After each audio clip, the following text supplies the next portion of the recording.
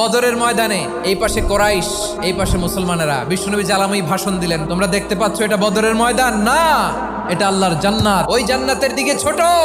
বিশ্বনবীর কথা শোনা মাত্র সাইয়েদনা উমাইর ইবনুল হুমাম বললেন বাখ বাখ, মানে চমৎকার। বিশ্বনবী বললেন মা ইয়াহমিলুকা আলা কওলিকা বাখ বাখ ইয়া উমাইর, আমার এই কথা শুনে তুমি কেন বললা বাখ বাখ? ইয়া রাসূলুল্লাহ, আপনার এই কথা শুনে আমি বড্ড খুশি হয়েছি, আর আমি প্রত্যাশা করছি আমি যদি ওই জান্নাতের মালিক হতে পারি তাহলে কতই না ভালো হতো। সুবহানাল্লাহ বলেন। বিশ্বনবী বললেন উমাইর আনতা মিন আহলিহা, তুমি ওই জান্নাতের অধিবাসী, তুমি জান্নাতি। উমাইর চিন্তা করলেন আমি জান্নাতি, নবীর মুখ দিয়ে যখন বেরোইছে ওই জান্নাতে তো আমার ঢুকতেই হবে, কিন্তু হাতে 3টা খেজুর খেয়ে যদি জেহাদের ময়দানে যাই তাহলে জান্নাতে যেতে তো দেরি হয়ে যাবে।